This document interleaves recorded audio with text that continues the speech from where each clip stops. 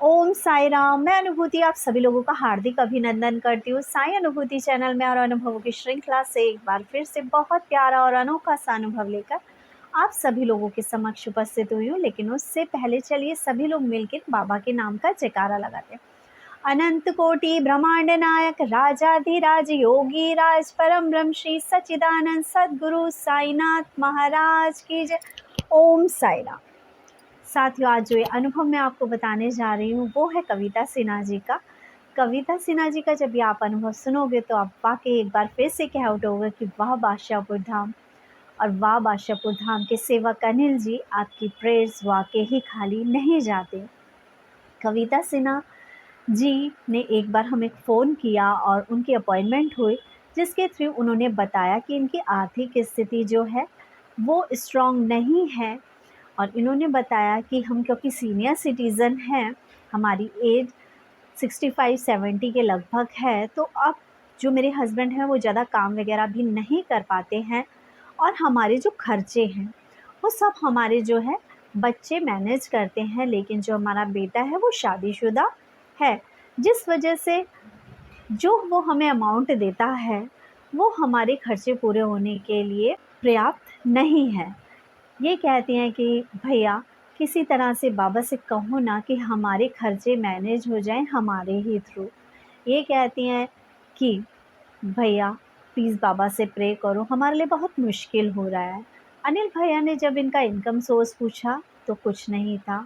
इन्होंने अनिल भैया से एक अर्जी ये लगाने की कहा कि हमारा जो एक लोन है वो पास हो जाए। अनिल भैया ने साफ पूछा कि जब आपका कोई भी इनकम का साधन है नहीं, आपके बच्चे जो पैसे भेजते हैं वो आपकी बेसिक नीड्स पूरी करने के लिए हो जाते हैं, तो मैं किस चीज़ के लिए बाबा से और कैसे कहूँ मैं बाबा से, आप मुझे ये बताओ। कम से कम कोई साधन हो तो मैं उसको अच्छा करने के लिए बाबा से अर्जी लगा सकता हूँ, लेकिन इस सिचुएशन में आप बताओ मैं क्या करूँ। तब इन्होंने बहुत रिक्वेस्ट करके अनिल भैया से कहा कि प्लीज़ आप तो बाबा के भक्त हो, आप तो बाबा से कहोगे तो बाबा ज़रूर सुनेंगे। उस दिन इन्होंने जल पड़वाया और जो भी इनको बाबा ने उपाय बताए होंगे अनिल भैया के थ्रू वो इन्होंने किए। ये कहती हैं दीदी, जैसा कि आप हमेशा कहते हो कि हवन देखो, आरती में अर्जी लगाओ, हवन में अर्जी लगाओ, मैंने उसी तरह से अर्जी लगाई। लेकिन जब मैं हवन देख रही थी और अर्जी लगा रही थी आरतियाँ देख के, तो उस बीच मेरे मन में, क्योंकि माँ हूँ, तो बस यही विचार आया कि बाबा मेरे बच्चे का जो प्रमोशन है ना वो बहुत टाइम से रुका हुआ है, तो साईं प्लीज़ आप मेरे बच्चे का प्रमोशन करा दीजिए। ये कहती है दीदी मैंने अर्जी लगाई लेकिन ऐसे पूरी होगी ये तो सोचा ही नहीं था। बाबा ने हमारी सुन ली, हमारे बेटे का प्रमोशन जो इतने टाइम से रुका हुआ था वो हो गया। उसके बाद ये कहती हैं दीदी एक अर्जी मैंने अपने लिए लगवाई थी ना, अपने हस्बैंड और वाइफ के लिए, कि जो हम लोन लेना चाहते हैं वो सैंक्शन हो जाए, वो हमें मिल जाए, ताकि हमारी आर्थिक स्थिति थोड़ी सही हो जाए और धीरे धीरे करके हम उस लोन को चुका देंगे। दीदी हमारा जो वो लोन है वो भी हमें दिवाली के टाइम तक मिल जाएगा। ये कहती हैं दीदी कि मैं इतना खुश हूँ, वाकई ही बादशाहपुर धाम जो है वहाँ पे लगाई हुई अर्जी कबूल होती है। जो आप कहते हैं वो वाकई ही सच है।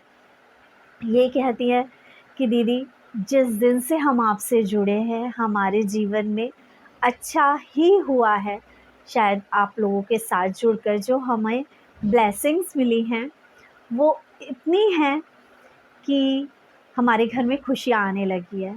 मैं बाबा से यही प्रार्थना करती हूँ, बाबा इनके बच्चे के काम में दिन दूनी रात चौगनी तरक्की दे और उस बच्चे का हाथ इतना खुल जाए पैसा कमाने में कि वो अपने माँ बापों को किसी टेंशन का शिकार होने ही ना दे। अपने माँ बापों की जितनी जिम्मेदारियाँ हों वो पूरी खुशी खुशी उठाए। ये कहती है दीदी पता है मेरा बच्चे ने 4 महीने से मुझसे बात भी नहीं करी थी, लेकिन जब मैंने जल अभिमंत्रित कराया कि हम लोगों के रिश्ते सुधर जाए तो 4 महीने बाद उसने खुद से हमको कॉल करा और बाबा ने हमें ये खुशखबरी दी। ये कहती है, दीदी अब हम आपसे जुड़ गए हैं, साईं ने चाहा तो हमारे जितने भी कष्ट हैं वो ज़रूर दूर होंगे। मैं बाबा से यही प्रार्थना करूँगी कि हे साईंनाथ, जितने भी माँ-बाप हैं, उन माँ-बापों को कभी भी इस दुःख का सामना ना करना पड़े कि उनके बच्चे उनसे बात नहीं कर रहे हैं। यदि उनके खर्चे हैं और उनके खर्चे पूरे नहीं हो पा रहे हैं, मैं अपने साईं से कहती हूँ कि बाबा, आप उनका हाथ थामो और उनके खर्चे आप सँभालो। बाबा, उनके घर के बड़े बन जाओ। बाबा, जाकर उनके घर का मुखिया बन जाओ, ताकि उनके आँखों में अपने खर्चों को लेकर या अपनी ज़िम्मेदारियों को लेकर कभी आँसू ना आए।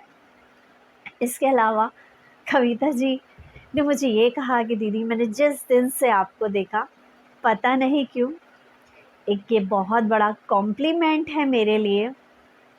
मैं तिल मात्र भी नहीं हूँ इस कॉम्प्लीमेंट को पाने की, और मैं कहूँगी इर्द-गिर्द भी मैं कहीं नहीं पहुँचती। लेकिन हाँ, सच्चे दिल से थैंक्स कहती हूँ कि इन्होंने मुझे इतना प्यार और इतना स्नेह किया कि इन्होंने मुझे किस रूप में देखा। बस जिस रूप में इन्होंने मुझे देखा, शायद मेरे लिए एक बहुत बड़ा, जिसे बोलेंगे, एक कॉम्प्लीमेंट है वो। इन्होंने मुझे कहा कि दीदी, मैंने जब से आपको देखा, पता नहीं क्यों मुझे दुर्गा माँ नज़र आती है आपके चेहरे में। जब भी आँख बंद करके मैं आपको के बारे में सोचती हूँ, तो मुझे ऐसा लगता है कि वाक़ई आप माँ दुर्गा ही हो। मैं आपको पूरे माँ दुर्गा के रूप में ही देखती हूँ, जिस तरह से माँ दुर्गा अपने अस्त्र और शस्त्रों के साथ होती है, बिल्कुल वैसे ही। एक साधारण सी इंसान ही हूँ मैं कविता जी, लेकिन ये शायद आपका प्यार है। और अगर आप मुझसे प्यार करके ईश्वर के नज़दीक जा रही हैं, तो मेरे लिए ये सबसे बड़ा कॉम्प्लीमेंट है। और मैं उन सभी डिवोटी को तहे दिल से धन्यवाद करती हूँ, जो हमसे जुड़े और साईं के निकट पहुँच गए, अपने ईश्वर के निकट पहुँच जाए। आज नहीं तो कल आप सभी लोगों के काम ज़रूर बनेंगे, लेकिन बस ज़रूरी है श्रद्धा की और विश्वास की। अपने मन में श्रद्धा या विश्वास आपका अडिग होगा, तो एक ना एक दिन आपके काम ज़रूर बनेंगे। इसी के साथ चैनल को ज़्यादा से ज़्यादा शेयर करें, लाइक करें, सब्सक्राइब करें, और वंस अगेन हम सभी लोग प्रे करेंगे कविता जी और उनकी फैमिली के लिए कि बाबा इनको आर्थिक रूप से स्ट्रॉन्ग बनाएं।